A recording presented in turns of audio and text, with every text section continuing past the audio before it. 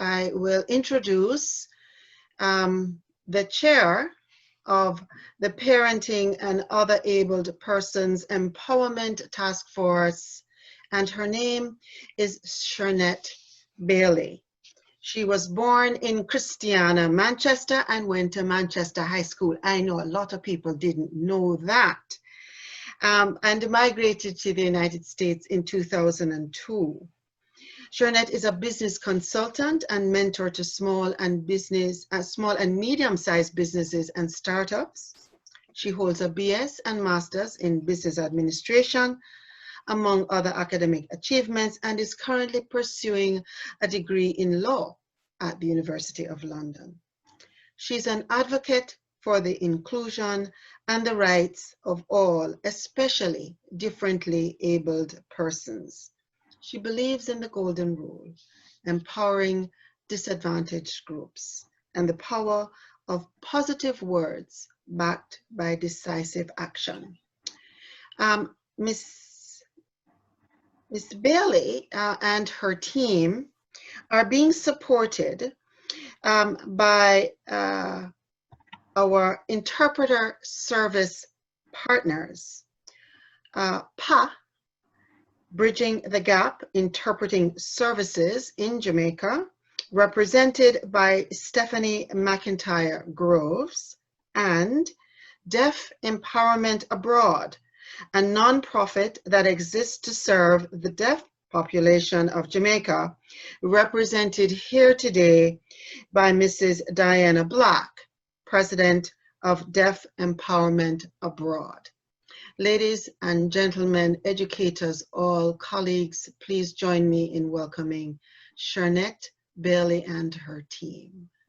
Thank you so much, Leslie, and certainly appreciate it. Fantastic introduction.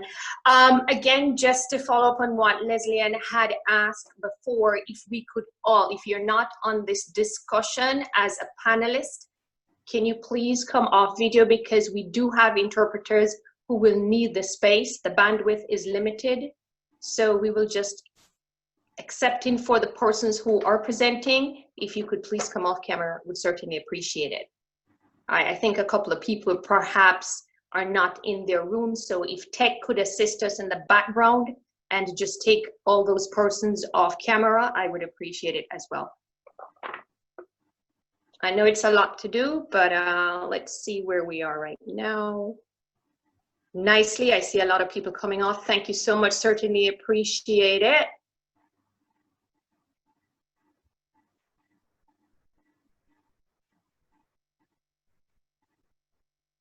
Okay, while tech is doing that to assist us, I'm seeing, quite frankly, people quite a lot. So here's how it works. When the interpreter is actually signing with her hands, persons in the deaf community needs to be able to see that, and they cannot see if you're on camera because Zoom is going to put you first. For example, Miss Hazel McNeil, McDerby, sorry, I don't mean to call you out on camera, but if I've got to do that, I have to do that. Turn your videos off, please. Thank you so much. Claudine Salmon, thank you. I will call you out as if we're in a classroom. Please turn your, thank you, turn your videos off, please. Teachers, you're now students, follow instructions, turn them off. Is that comfortable for you, my interpreters? Are you able to see Stephanie while Dan is signing? Can you tell us?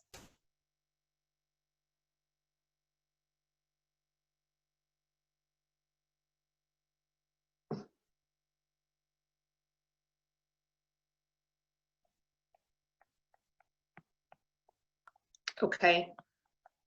All right, thank you so much. Thank you, everybody, and welcome. We have a great panel discussion for you today. I'm really excited that we have this opportunity to share with you, and we hope that you will take a lot from it. Okay, so our first panelist who's going to be joining us and will be on camera is Dr. Zoe Simpson, Executive Director of the Women's Center of Jamaica. Dr. Simpson is a lifelong learner who believes that education is a reliable vehicle that transports individuals out of poverty. Her own educational journey saw her completing doctoral studies at the University of Sheffield, England. Her thesis was titled "The Reintegration of Teen Mothers into the Formal School System, Redeeming the Secondary Chance to Complete Secondary Education." Dr. Simpson will be speaking today on enabling adolescent mothers to rise on the digital platform. RISE is an acronym for the words responsible, informed, strong, empowered. Thank you so much, Dr. Simpson. If you could unmute and give us your presentation, we'd certainly appreciate it. Thank you.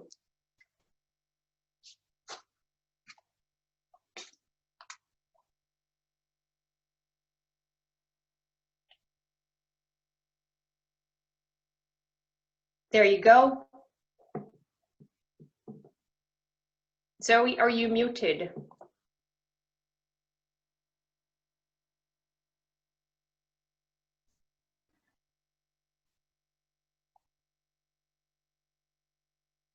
Zoe, we're not hearing you. You perhaps are still muted. I can't see.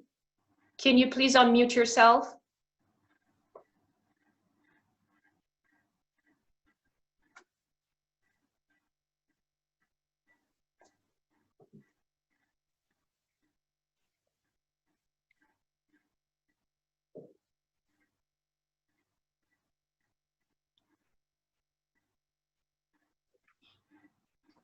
Zoe is now unmuted.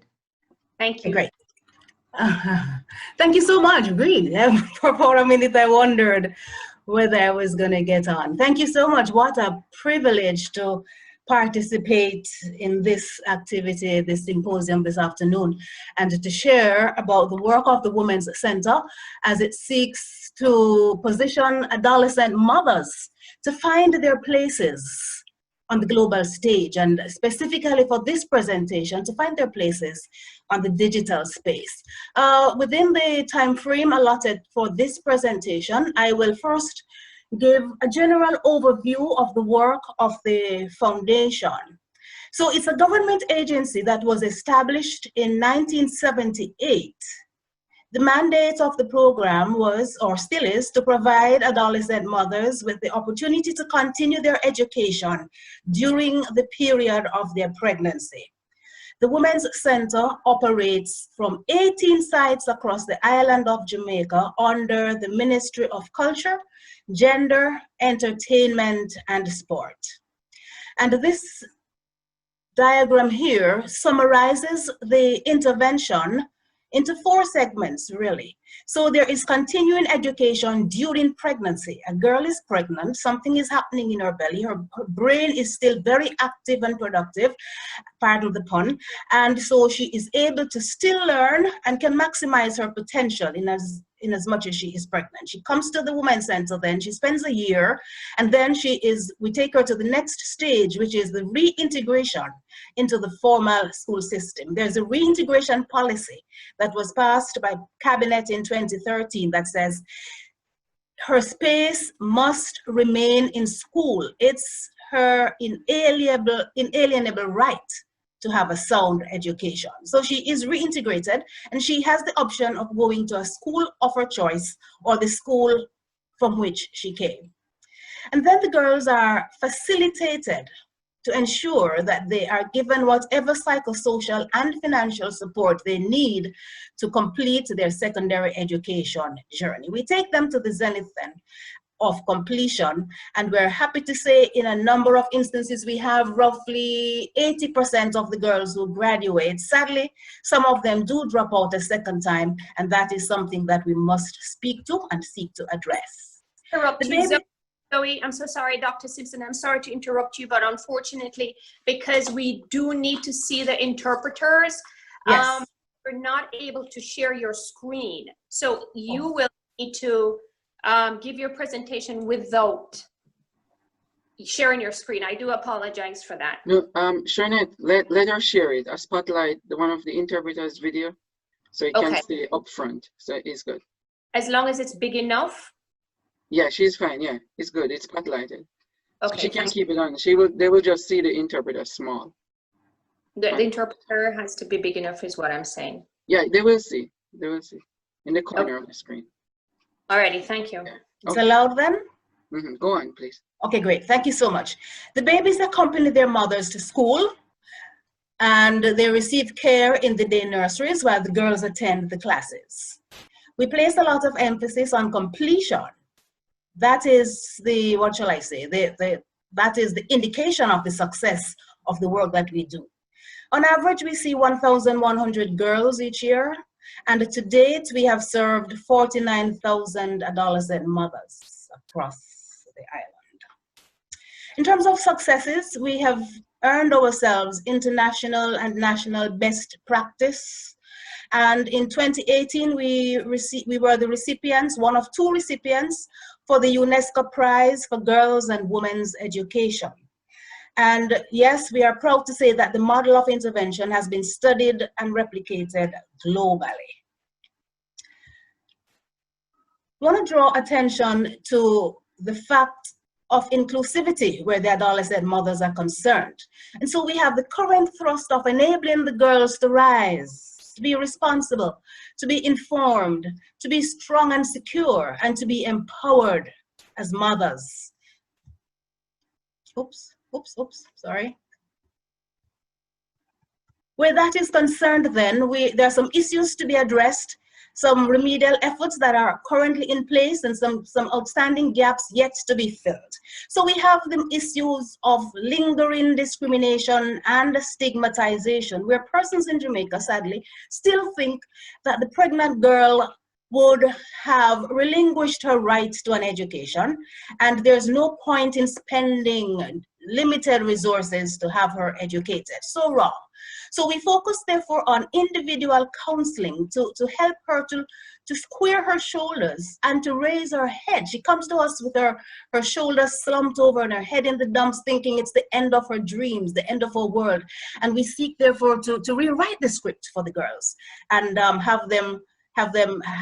having elevated self-esteem. There's also, in terms of remedial efforts, us ensuring that the girls are able to participate in local and national activities. They should not be excluded at all. Whatever applies to the students in the regular school system should apply to the girls at the Women's Center. We are recognizing that we still have some work to do with ensuring that there's a wide scale and general mindset change and cultural change on the landscape where the adolescent mothers are concerned. Some other issues presenting us at this time surrounds the limited use of technology in service delivery. In terms of remedial efforts, we're seeking to replace the chalk and talk with ICT-driven methodologies. We're seeking also to acquire the machinery to advance this methodology. To date, we were recently on a drive over COVID-19, and we were able to secure for ourselves 12 tablets. I wondered whether I should have exposed us that way, but I thought for what it's worth, I will still say we've only to date been able to secure for ourselves 12 tablets, and we're on a drive across in terms of gaps to be filled. We're seeking to acquire at least another 200, so each girl can have a tablet in her hands, on loan, mind you, so that each year the cohort coming in will be able to have the facilities. In terms of remedial efforts, we're seeking to digitize the course content to facilitate remote access and delayed access to information also. In a number of instances, the girls, as we know, because they're pregnant, they have to seek antenatal and postnatal care. That takes them away from their lessons each time they have to go for the service. We are saying, therefore, that where the lessons are digitized, they can log on from wherever they are. Sometimes, too, for want of support, they are unable to come to the session, to the classes. They can still remain at home in their communities where they are and log on to the facilities.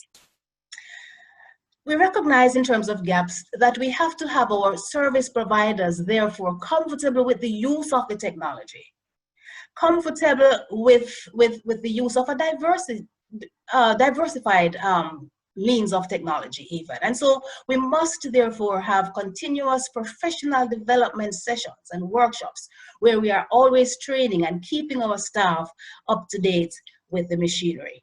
spoke already about the tablets that we need to secure for ourselves, and we are also seeking to have persons to assist us with digitizing the course content. We must also upgrade computer labs that are at each site if we are going to get on the digital platform in a large scale. Issues also as it relates to culture of dependence, which translates to perpetual poverty. And of course, we are recognizing more so now gender-based violence among the adolescent mother population. In terms of culture of dependence, we still hear girls who say, I don't need to do this. Education is not altogether and what persons make it out to be. I can still get by without a sound education. And these are the same girls who therefore are dependent on the state, dependent on their neighbors, dependent to a large extent too on the fathers of their children. And that is how we come upon the incidence of gender-based violence. We're saying in terms of remedial efforts that we have to instill and encourage the girls towards greater self-efficacy, where they believe in themselves and they believe in their abilities, and they recognize, as we say at the Women's Center, that there is no sky. So we do not even repeat that the sky is the limit. They can become anything and everything that they want to become. We push them in that direction. We have introduced, well, in a limited sense, training in a number of vocational areas, data processing, and we're looking to expanding to coding, and we're now doing beauty culture at some centers. We want, therefore, in terms of filling the gaps, to have the girls owning the learning process. So if it is that they do not understand, they must feel empowered to say, would you please help me with this material? Would you please go this over, kind of a thing? And to recognize too that there's no point in staying home and staying away from the centers, but for them to be empowered to get up and to get out of their communities, and as we say, to get on with life and living. Yes, they are going to be faced with a lot of mudslinging as they journey to the centers, because there are still persons who think they should not be going, and we are the ones who are facilitating them. We're saying, girls, believe in yourself and step out and get it what it is that you are aspiring for. We want to also, in terms of filling the gaps, encourage the girls to take responsibility for the learning outcomes on their part. So whereas instead of settling for a D, instead of settling for a C, we're saying, push yourself beyond, push yourself a little bit more and get some more. Can all you get, we say, and get all you can. Own the process and take responsibility. We're also looking at having more expansive training in vocational areas. Not all the centers are doing that now, and we want all 18 sites to be rolling out a full-fledged vocational training. In terms of issues, we recognize too that the dropout rate is still significantly too high. So we have the girls who drop out of the intervention, and then we have girls who are reintegrated, but they drop out a second time from the school system. We're saying that's not good, and we must stem the dropout rate. We have therefore introduced what we call the A-stream program, where A-stream means advancing secondary, tertiary, remedial education for adolescent mothers. The program essentially provides psychosocial and financial support for the girls as they go back to school. And the program supports those girls who have advanced for tertiary level education. 3 primary components, therefore: mentorship. So we assign each girl a mentor who walks beside her, holds her hand. And it's not only financial, but it's there to provide her with the moral support, especially if it is that the mentor was a teen mother herself, to say, hey, I did this. You certainly can do it similarly. So it's a mentor for each girl, and the mentor follows her until she finishes. And if she's at tertiary, the mentor still walks beside her until she graduates. It's sponsorship also, where we provide bursaries for the girls who are going back to school. Sometimes they are placed and they are unable to assume the placement because they can ill afford the school expenses, tuition fees, the uniforms, the bus fare, the lunch money, the examination fees. We therefore provide girls going back to school as much as we can with a bursary of $40,000 each to cover school expenses, and they provide us with the invoices, so we know for sure that they're spending the monies on school expenses. And I said we are also looking for scholarships for girls who have matriculated for tertiary level. So far, we have assigned bursaries to 40 girls and 4 girls for scholarships. And we're thinking if it is that we have 1,000 girls in school and at least 400 leaving the system each year for secondary or tertiary education, then we're going to be needing quite a bit more to be able to provide the scholarships and the bursaries that are certainly needed. We invite persons to serve as mentors, and like I did say, I'm repeating myself as I conclude, that it's not only the financial support that's needed, but more so it is the psychosocial support that the girls will need to ensure that they maximize their potential and journey on in spite of an early pregnancy. I'm sure my time has expired, and so I conclude by saying enabling adolescent mothers to rise is pivotal to the achievement of Vision 2030 Jamaica. Thank you. Thank you so much, Dr. Simpson. You're welcome. Presentation. Thank you so much. Okay, so at this time we have a very powerful speaker, a dynamic woman who's going to be sharing with us. Her name is Mrs. Felicia Campbell. She is the school guidance counselor at the Caribbean Christian School, CCCD, the Knockpatrick campus. Felicia was born in Jamaica to hearing parents who worked with the deaf for over 30 years. She was schooled in Jamaica, St. Vincent, and the USA. She has a BS degree in psychology with a minor in family and consumer studies. She's a minister of a children's church and a youth director. She has been a full-time school guidance counselor at CCCD since 2016.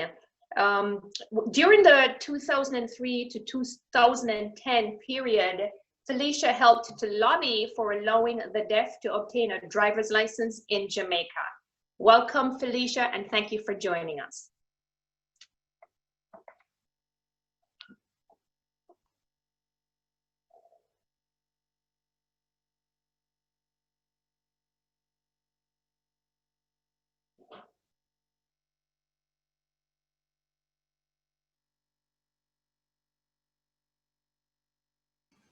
Thank you. Thank you. Thank you so much for allowing me to join the panel today. I'm honored to be here. Am I clear? Can everybody see me? I think I've been disconnected. No, you're fine. No, You can she's see totally Felicia? fine. Yes, yes, everybody can see. Great, thank you. Okay. All right, the interpreter's clear for me too. So thank you. Again, very grateful for being a part of this panel today. Thank you so much for including me in the panel discussion. I feel like inclusion is very, very important. So Shirnett, I owe you a gratitude as well. So my topic today is going to be the challenges of using technology in our classrooms at the School for the Deaf since the COVID virus has hit, and how to continue to make our students successful. So not only the deaf students, but also the hard of hearing students. And we also have deaf-blind students as well.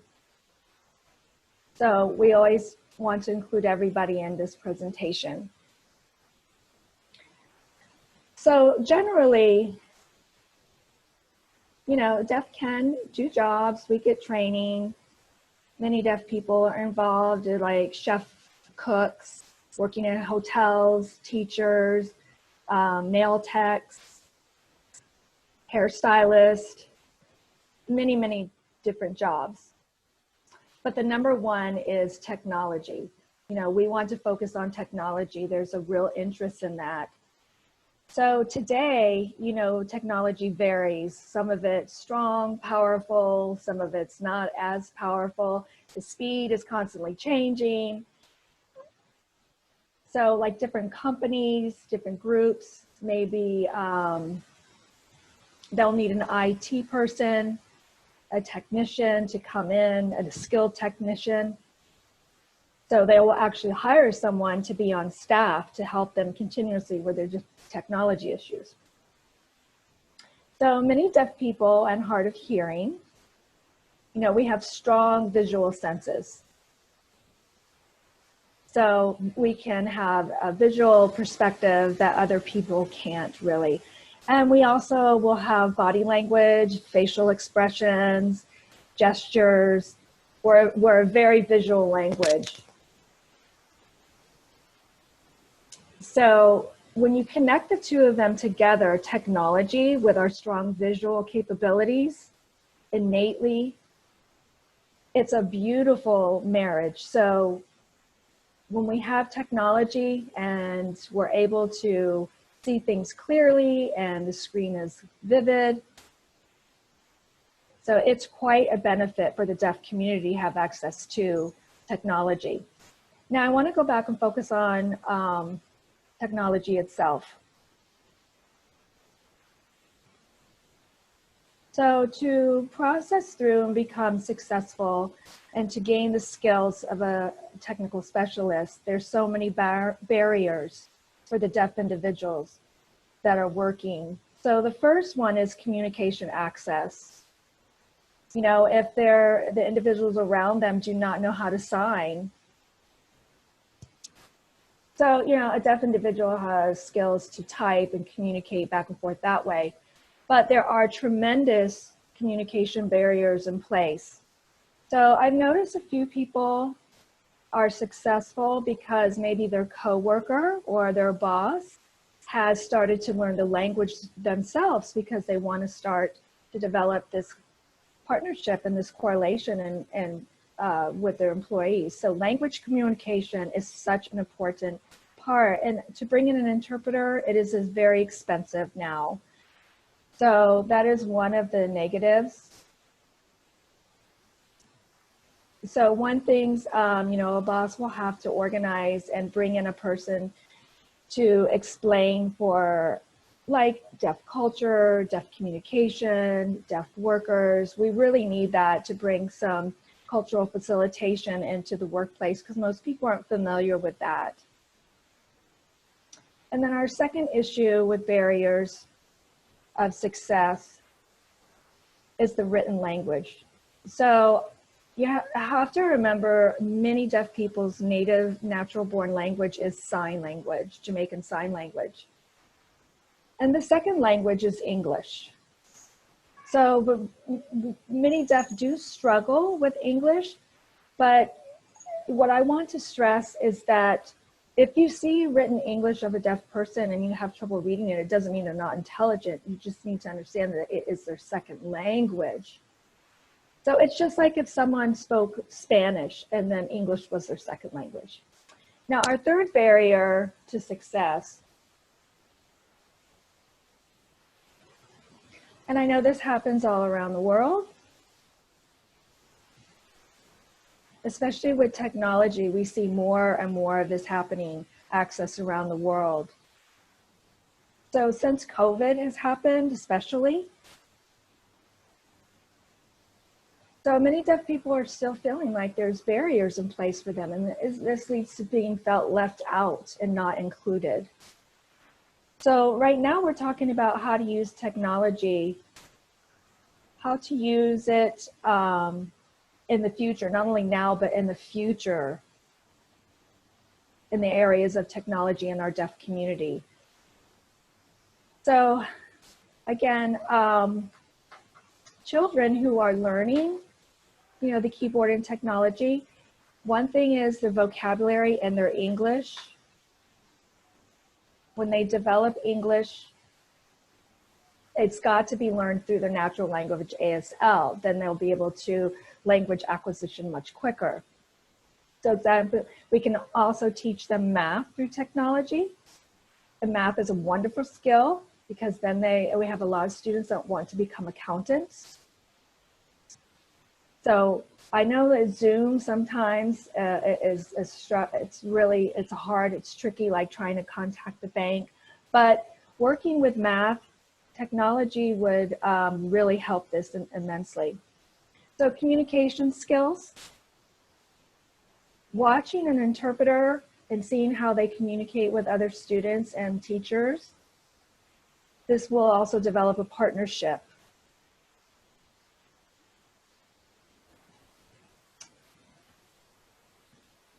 Thirdly, when deaf children watch the computer and online internet, that means they have less emotional issues. So like, here's the thing, when the kids go home and there's no communication within the family, they become very depressed, and this will develop issues within inside them. They feel isolated. So language is very important. We can, through video use of technology, we can share communication, we can share stories, we can share information. Also online, you know, we are ready to help address emotional issues, mental health issues. We could do that through the use of technology as well. So deaf children having the ability to learn technology, it opens up a door for more opportunities, for more career opportunities for them. Oh, let me go back just a second. So examining the online, and when a child has the ability to learn through the online, they have the knowledge base about the technology within the area, the opportunities to see, like maybe with their future employers and the boss, they can do some research on different careers, and then the student can learn about these careers through access of the internet. And fifthly,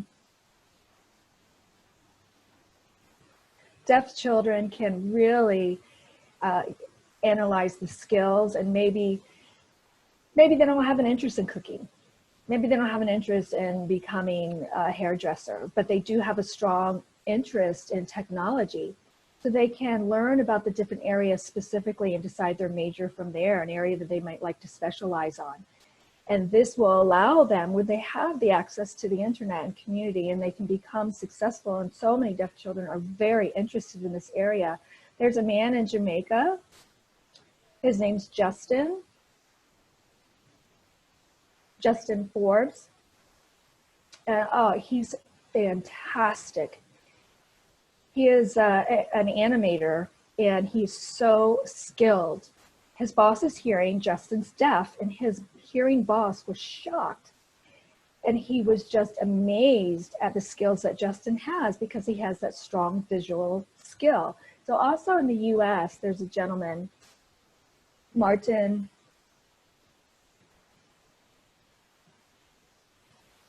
excuse me, last name, Savvy. It's a group of, and the leader is deaf, a hard of hearing. And they try to build, now it's been going on for years, and they've been trying to show how you can copy sign language and then translate it word for word through the system. It's quite amazing what can be done with technology. So lastly, the use of technology, it helps with the blind and deaf-blind people and individuals. It does, all disabilities. It benefits their lives, and even physical disabilities. And it will really help give them a higher self-esteem, a higher sense of accomplishment, and believe in themselves, and prepare for jobs in the future. It doesn't matter what the physical limitations are, and the mind is still working. So this is a wonderful attribute to technology. So taking all these into consideration, we hope that the use of technology for our deaf children will also help the teachers become more inclusive also, and in the future. Now, oh, sorry, I already said lastly, but lastly, their big need today, our most important need for the deaf schools all over the country in Jamaica. There are some resources that we have, but still there are so many resources lacking. There's just not enough laptops or tablets or other kinds of equipment for the deaf-blind. So we need to provide the deaf children at the schools technology majors and the systems. So this way that we can get our teachers and our students up to date, up to speed with everybody else. And this is what we hope for the future. The technology will help our children and as we move forward. And I want to see all these improve for our individuals. That's our hope in the future, the coming years. So thank you so much. Thank you so much for your time. Great. Thank you so much, Felicia. Certainly appreciate it. Up next, we are going to be having a great conversation as well with our third panelist. Her name is Donna Harris. Donna is the principal of St. Christopher School for the Deaf. Donna has been the principal since 2016. St. Christopher School for the Deaf is actually in St. Anne, Jamaica. It is a residential school for pre-primary and primary students. Donna attended the Mico University College and the University of the West Indies. Mrs. Harris will be expanding on the need for technology resources in the schools for the deaf. Mrs. Donna Harris.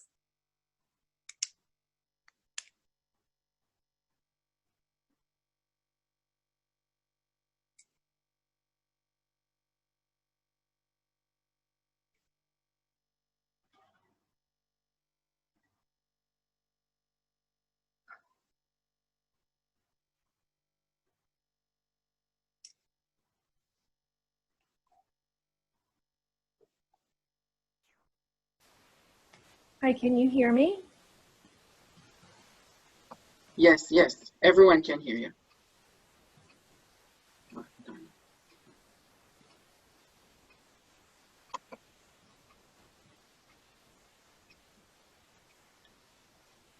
She can unmute.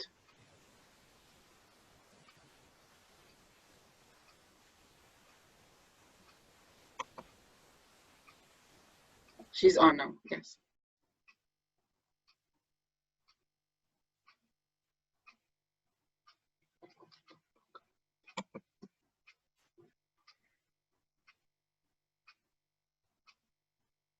Go ahead now. Can you hear me? Yes.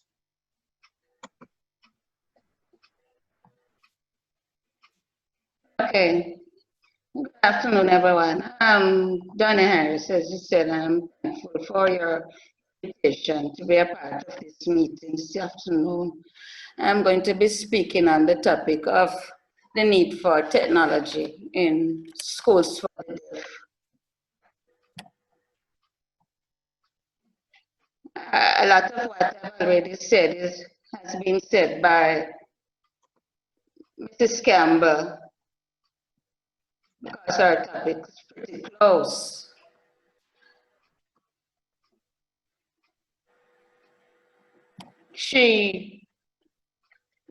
Over the period when we had the COVID, that was what brought the attention to the fact that the need for technology in schools for the deaf really cannot be delayed much further. We have had situations where we have children who were unable to be reached during the COVID season because they did not have technology in order for us to get to them. Our students, when we do get them here at school, it's usual that we get them, they are delayed in some way, language delayed, some of them are developmentally delayed. And because of that, when we get them, we have to use every possible minute that we have wisely to ensure that they are catching up as best as possible. So when we had the COVID that interrupted school, that was really very hard on our school and our students. A lot of our students are not from within the parish from which the school is. So it was a challenge to reach them. Some of them live very far from school. Some of them are from homes where maybe they don't have internet access, they don't have a tablet or a laptop for themselves, so they were unable to be reached. And once they leave for home from school, they're out of touch. We're out of touch with them. I don't know if you can imagine being deaf and being home with a family that's unable to communicate with you, be able to tell you what exactly is happening. Why are you home? When are you going back to school? What is COVID? All these questions are popping up in the children's mind, and they may even want to try to express themselves to their parents, but most of the parents are unable to communicate to the children. So when you're a principal or when you're a teacher at a school for the deaf, you are not only teaching a child and sending him or her home. When you teach a child, when you are working with a deaf child, you have a whole situation to deal with. You have to deal with their personal life, their emotional development, physical development, and their academic development. So you can imagine a child being home after during COVID, not understanding what's happening, wanting to reach out to somebody who is able to explain to him or her what is happening, and then nobody is just like you're locked in a box. So children are confused, and some of them may even become depressed. Some of them are hurting because they are going through experiences that they want somebody to speak with, and we were not able to reach them. It was a very painful, well, it is a very painful season. I know that if we had technology, some form of tablet, some kind of laptop, something that we could loan our children, where we could download information, we could do sign language videos, or something on tablets or laptops to help the children to understand through sign language, which they are familiar with, which they clearly know what you do, what you say when you speak to them through sign language, what is happening. Help them to understand how to deal with the season. But the lack of technology, and we from school, we felt just as disabled because we were not able to assist in any way. It was really a very hard time, and apart from the fact that the students were sent home in isolation, they were not able to communicate with their parents, not able to understand what is happening. The little that they learned while they were in school started to regress. They started to regress because it is regular that if you're not in a situation where you are communicating, you are sharing experiences, you're going to start regressing because you don't have anybody to share ideas with. And so that's one of the things that concerns me a lot. Our children coming back possibly in September, having to start all over with them. If we only had a situation where there was enough technology in school to help them, we really wish we had to share with our children, give them maybe even for a period of time to help them to understand what's happening to them and help them to move on. And even possibly sometimes when we help the children, we help the parents too, because sometimes the parents see the children going through situations, but they are unable to say to them what is happening because they don't know how to say it. So you have the parents calling school, but we can't call the child on a phone.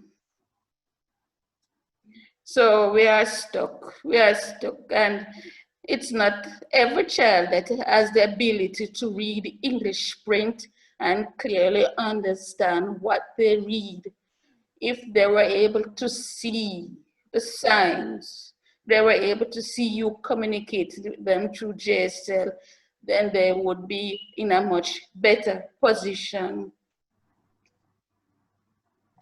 When not only are we catering for the needs of the children, but the staff, teachers.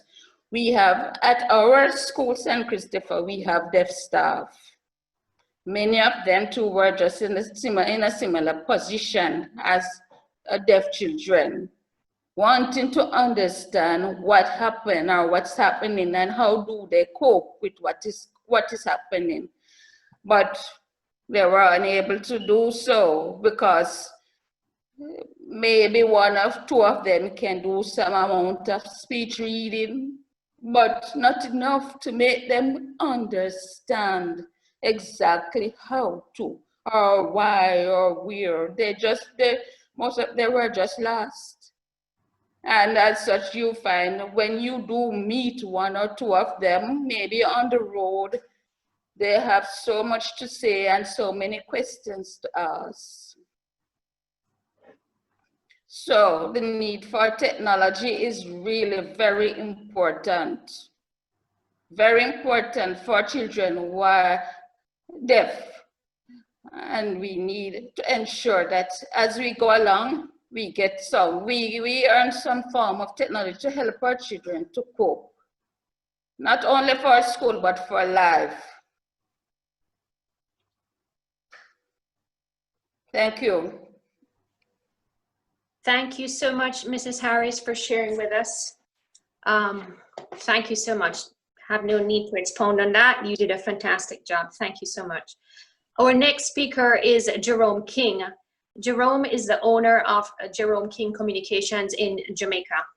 Teaching from a child, Jerome went straight to Shorewood Teachers College from 5th form at St. Andrews High School. Mrs. King possessed expert knowledge at all levels of education. She's a parenting specialist, a life coach, a social worker, and a published author. She's also the Jamaican liaison for Winsome Wishes for Wishes for Kids in Jamaica. She is a mother of 3 men. One you'll hear about today, but not to be excluded are his amazing siblings. My apologies. I'm excited, Jerome. Please take it away. Okay, thank you so much. Thank you so much. I am honored to be part of this evening. Sometimes you know, you say to yourself, what would I be doing today? And today I am sharing with this group, and I'm feeling so honored to be part of this group at this time. Donna, I almost started to cry because I understand your pain, because when you live in the world of special needs, you live in a world that is different. And you know, when people say special needs education is different, special needs families are different, they mean it because it is different. Last night, even when preparing for this, I heard that there are even 2 different types of sign language. I didn't know that.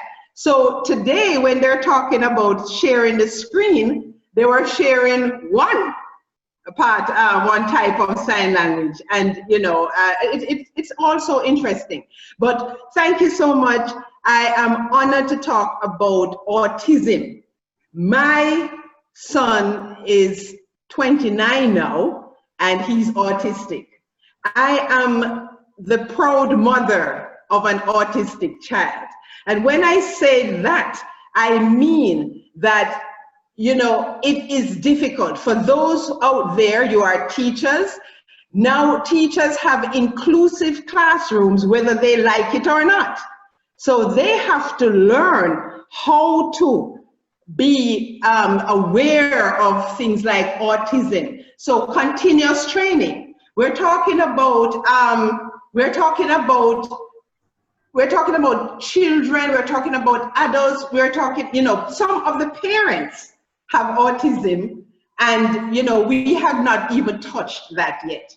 But I'm talking to you about today is the Lewis Project. When my son finished early childhood school, early childhood is not a big differentiating time for the characteristics of autism, because early childhood, some of the characteristics are very similar. But when they get to the elementary level, that's when it shows up immediately. And you have various types. Autism is a spectrum disorder. I don't even know. I don't even know where Lewis falls on the spectrum, my son, because one minute he's there and another minute he's somewhere else trying to trick me into something. So my journey, I don't even know where he falls. But when I realized, you know, so I get the honor of being a parent, an educator, and a lover of children. So I get the honor of experiencing autism from various levels. So as a parent, I can tell you, back in the day, it was very difficult because, especially in Jamaica, it is difficult because people don't understand enough. We have more knowledge now, but it's still something that we don't understand. When Lewis went out, he was 2 and he was hyperactive and he was running all over the place. People would say, "What a bad picnic." They don't understand the fact that he has autism. So autism comes in different ways. There's severe, and there's, you know, you can go all the way up the spectrum. They don't use the word anymore. They used to use a word called Asperger's. They don't use it anymore. It's just the higher end of the spectrum. Those persons, you can hardly tell that they have autism because they are functioning.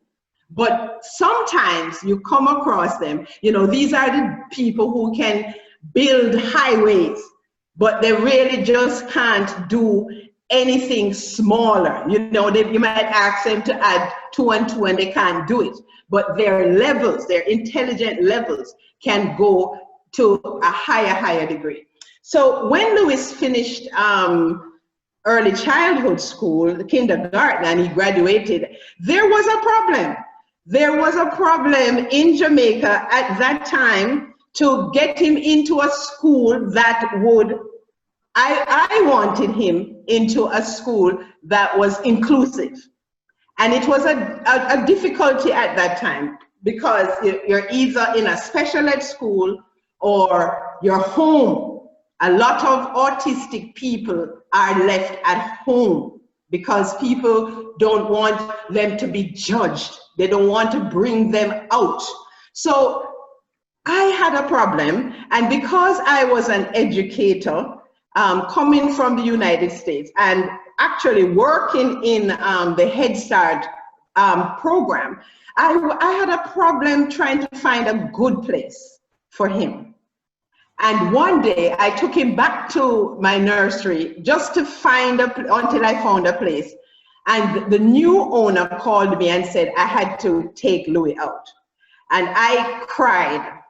Let me tell you, sometimes parents and teachers and so on with special needs persons, we cry, we cry.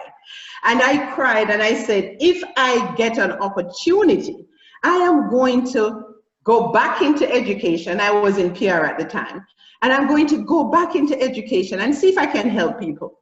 And as God would have it, a post came up at Priory Prep.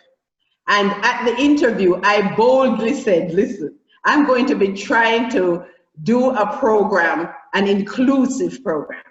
And it so happens that the acronym LEWIS, my son's name, L-E-W-I-S, it spells let education work in an inclusive setting. So when that came to me, I said, well, I'm going to go with it.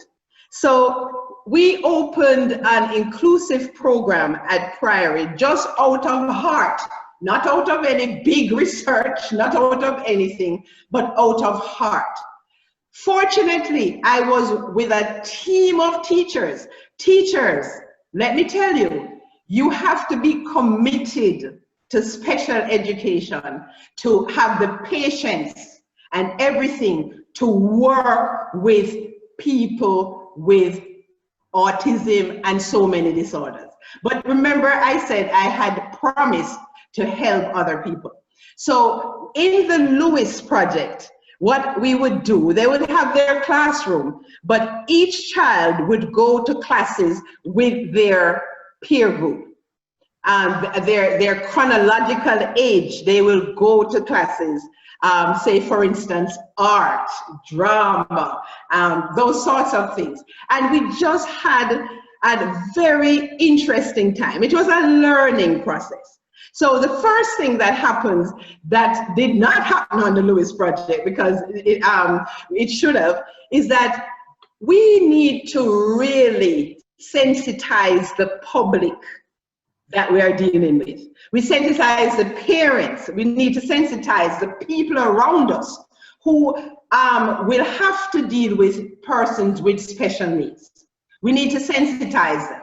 And it's a lot better these days, but we're still not there. We need to get the word out, because guess what, teachers? In your classrooms, the children are coming. You have a naturally inclusive classroom now. You have hyperactivity, you have autism, you have some things that are not diagnosed, because guess what? Some of them are all together. Conduct disorder, all sorts of things come together. So the knowledge, I was telling Shirnett yesterday, I like to get what is in my head out to people so that they can have an easier time to talk about their children with autism. But I had an interesting group of teachers who were committed to the cause of including these students. And the one teacher who was hell bent and saying, I am not going, you know, they need to sit down, they need to stand up, and so on, got into trouble because she approached an autistic young man in a very hard way, and he reacted by hitting her. Wow, what a frightening thing for both him and her. So it made me have to get to a different level. Since I was a principal, I had to get to a different level on how to deal with this situation. Would you believe though? Thank you so much, Mrs. King. Really appreciate it. We are running out of time. No problem. Here, we would like to move on to our next presenter, our awesome team. The fifth presentation today is a team of 3 amazing individuals, starting with Mackenzie Eller. Mackenzie is a 3rd grade teacher in Florida, and she teaches students with moderate to profound disabilities. She's 2 weeks away from completing her master's degree in exceptional student education at the University of Central Florida. She will then go on to work towards her doctorate degree in educational leadership to become a principal who practices inclusion. Mrs. Eller strives to provide her students with the best and most appropriate education and tools to become successful adults, along with providing the parents of her students with the skills and tips to best help them. She's joined today by Ms. Asia Woodbury. Asia is a middle school language arts teacher and art therapy facilitator. And most importantly, she is the mother of Dean Edwards Jr., who is our Jamaican American guest today. Dean is right there with mom. He's 8 years old and he's on the autism spectrum. Dean has limited verbal communication and challenges with social skills. He's a student in a small exceptional abilities classroom, and Miss Eller is his amazing teacher who he adores. The dynamic trio will be speaking on the real life struggles and successive successes of students with disabilities and the supportive role of educators and parents. Thank you so much, ladies, and thank you, Dean. Take it away. Hello, everyone. I am so blessed to be here tonight to hear all these amazing stories and just the passion coming out of everyone with those with disabilities and those of the deaf, and just advocating. You know, that's what I pride myself on, is advocating for my students. Like Ms. Bailey said, I am in an elementary school and I teach students with mild all the way up to profound disabilities. I have students who are nonverbal, some who have limited communication skills. So I have a little bit of everything in my classroom, and I absolutely love my job. I love what I do. And one of the things that I wanted to talk about mostly, and what I want you guys to take away, is the parent-teacher relationship. And that's also something that I pride myself on, is trying to be as open and just trying to be open and having that open communication with the parents as well. I think that is one vital thing with children with disabilities, is having that open communication with the parents and the students. So I thank you, Ms. Woodbury, and hi, Dean. Hi, Dean. Can you say hi? Hi. I think you're still on mute, Ms. Woodbury. If you could unmute yourself. It looks like it might not be working. There we go. Hi, Miss Allen. Hi, Dean. It's so good to see you. I know we're all dealing with COVID differently here in Florida. We did not go back to school after March, so I haven't been able to see my students here for a few months, so it's definitely heartwarming to see him. I miss all my students so much, and again, I thank you for joining us.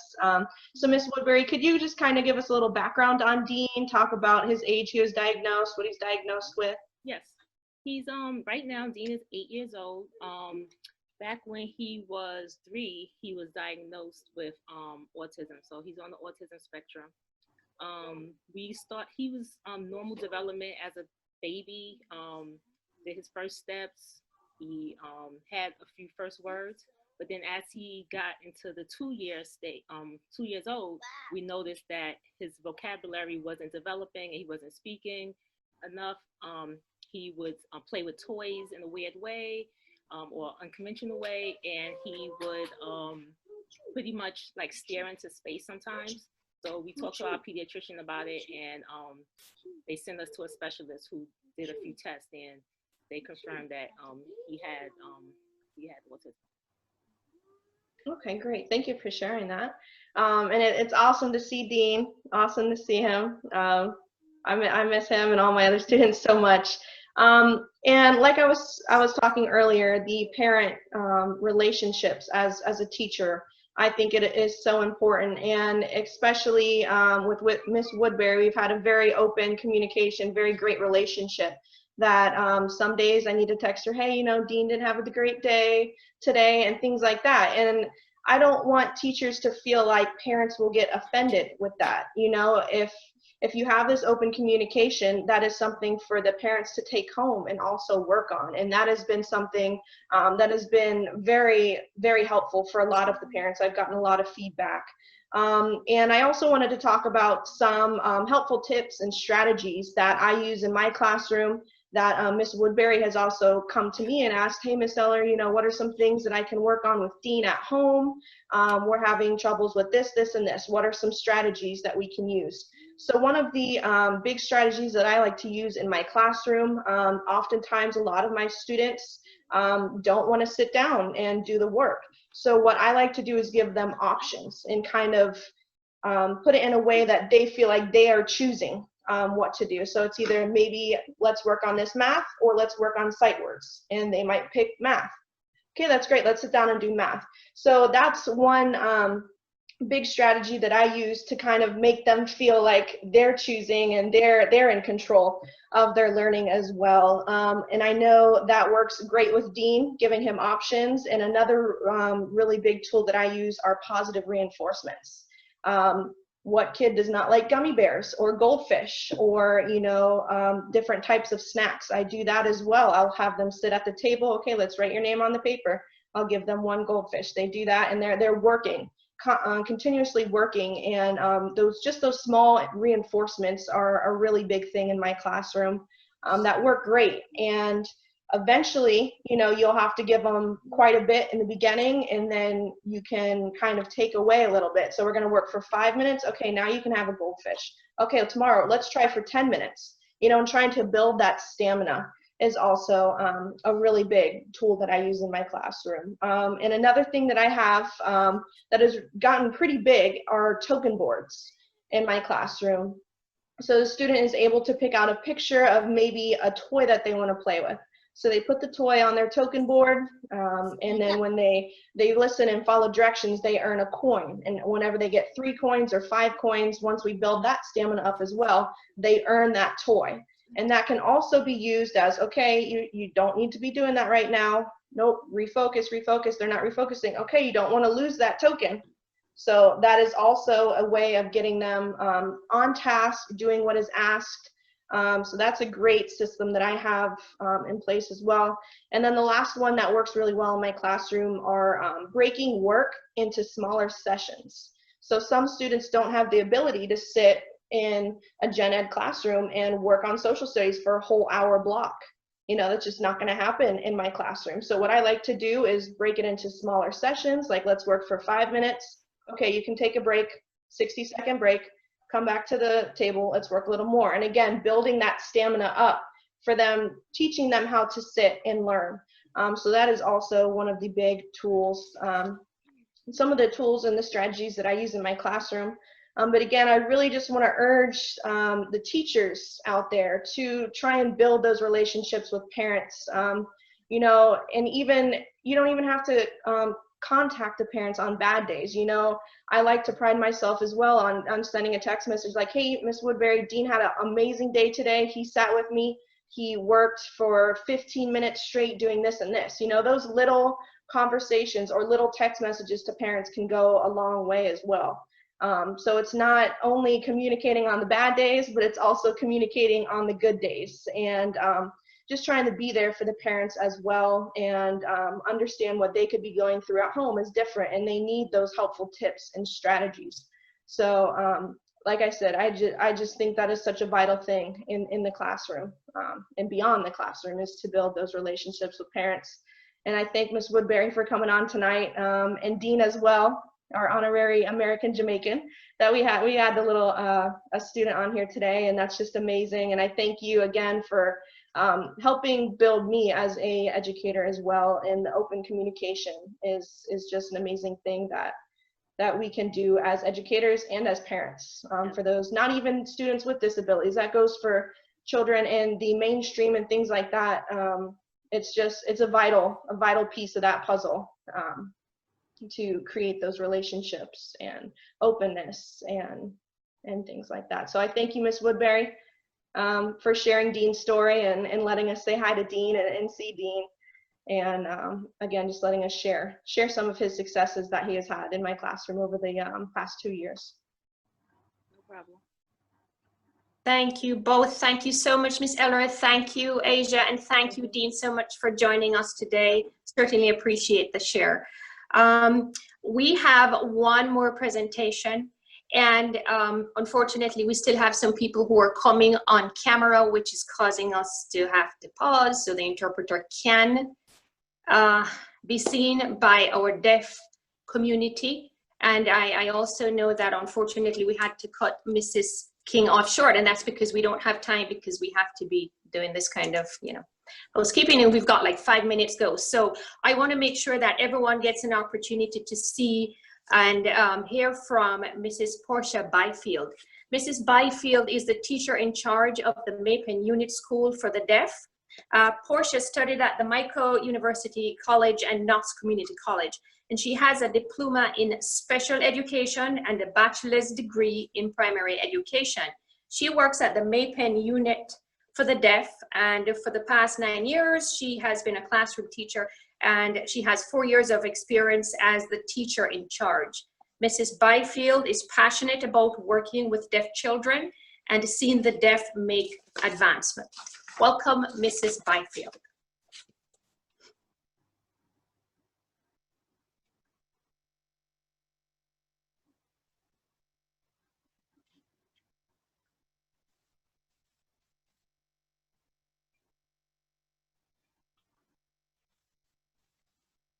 Whenever you're ready, Portia.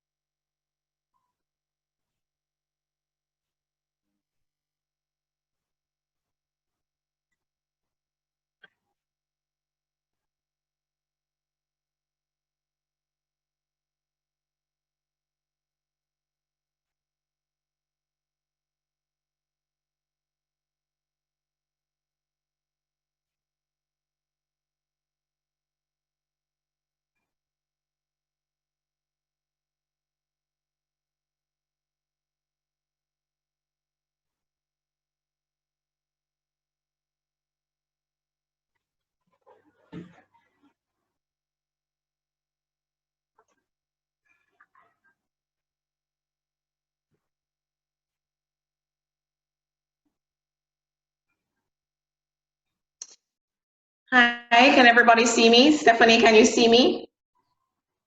Okay, great. So a pleasant afternoon to you all, and thank you so much for having me. I truly appreciate being here. I mean, for deaf to be included in a summit like this, we often say, what about me? What about me? And now I can feel included. So thank you so much for Deaf Empowerment and the team for including me. So today, my topic, I really want to present to you about the access to information for our students, deaf students in particular, and for the deaf leaders as well, here in Jamaica. So recently, there's been a lot of sharing. And I know we're out of time, but I definitely want to show you my school and what it looks like. My school is the MAPEN unit for the deaf. And as you can see, we're a very small school. And it's located in Clarendon, MAPEN Clarendon. And it's been up in operation for 44 years.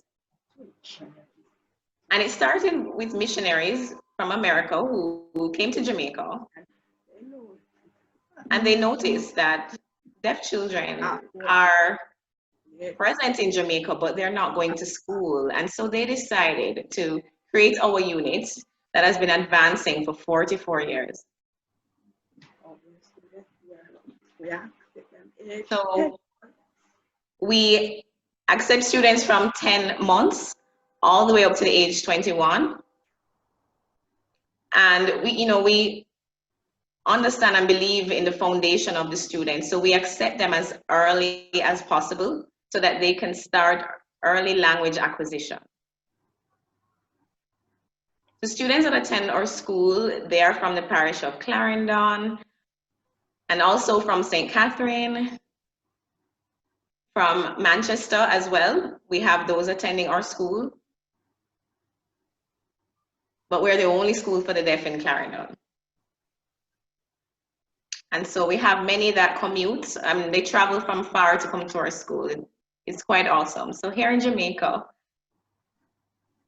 we are famous little island. And we're little but we Talawa.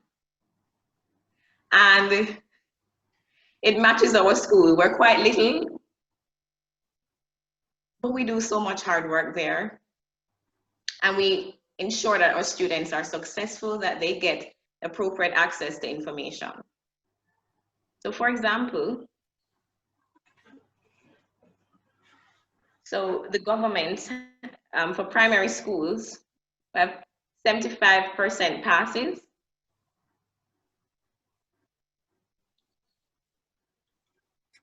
And also 19 CXC exam passes as well. We got 100% passes. 100% pass rate. And for PEP 4 and 5, we have 75% passes. So our students have really achieved a lot. They're successful in dance, in sports, 4-H. We have national achievements, and we believe that with appropriate access, they can achieve, and information, they can achieve much. So the COVID experience, this virus that has affected us worldwide, has been quite a challenge for us. And it has affected the access to information. And so we have 3 groups. We have a primary school and high school and pre-primary. So below 50% have reliable internet connection services. That's probably through the phone or a tablet, below 50%. And so it's been really awful. So we have been motivated and willing and ready to support, but then it's been very hard to reach our students. And what has been worse is for the pre-primary and primary departments, you know, some of them don't have phones for themselves.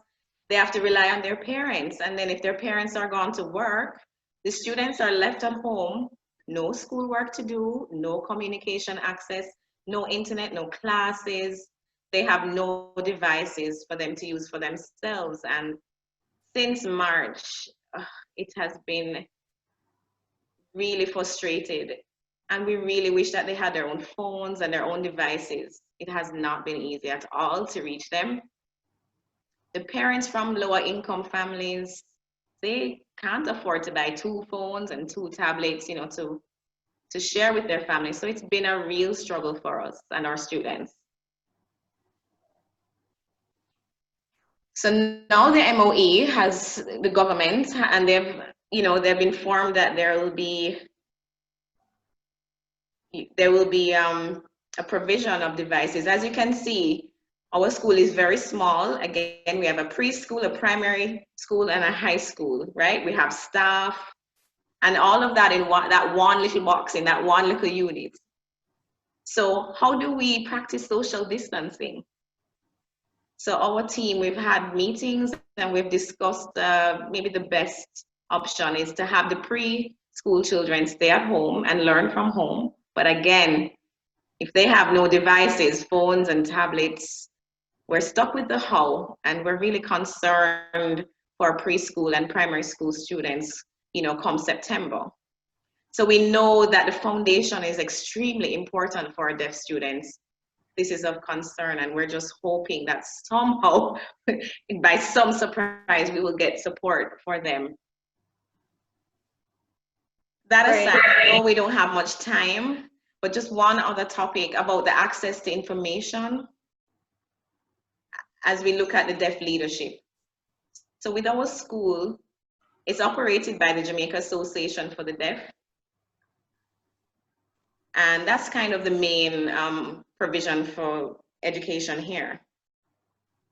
So within the 7 schools, they generally have hearing principals. That means principals who can hear, and only 2 have deaf or hard of hearing principals. So that's myself and Mrs. Donna Harris. Hi, Donna Harris. How you doing? So both of us, since our time of being here, we have had no access to interpreters, and we've had to rely on teachers, pull them from class to interpret for us. It's not quite right. And since our time as principals, it's been hard. We have advocated to the Ministry of Education with not much response. And recently, Dr. Hickswell Douglas, he did a presentation here, and he made a very important point. So he said, with persons with disability and other challenges, when you inform the government, we find that, you know, those applications have very slow responses put aside, and those responses are quite delayed, and we need interpreter support.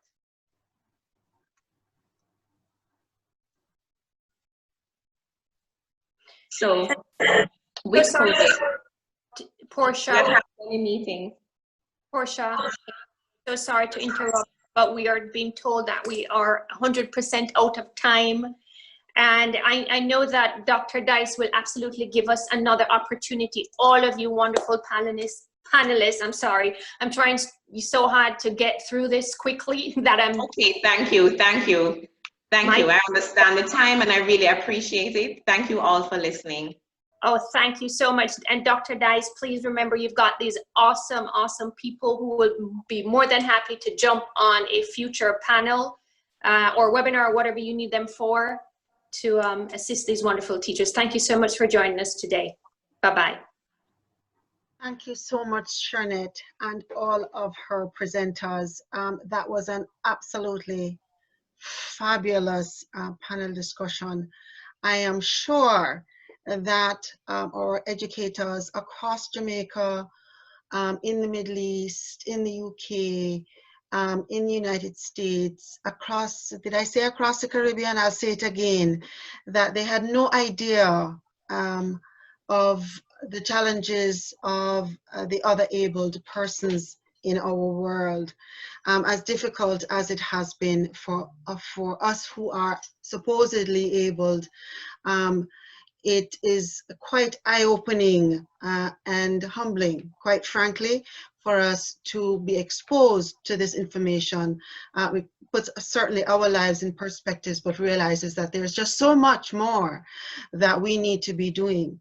I found myself thinking about where we began this afternoon, and we talked about the Good Shepherd and the role of educators in our world today. And the fact of the matter is that as educators, our jobs are just tremendous. For the wide spectrum of people that we are, our world is truly complicated sometimes. And so I'm hoping that you all enjoyed the enrichment, I think is the word that I would use for all that we heard today, starting with the session on critical thinking. I'm not going to do the roundup that I normally do. We just don't have the time. We talked about autism. We talked about trauma, and ended our day with hearing about parenting and certainly other abled persons. And I will not forget Lois.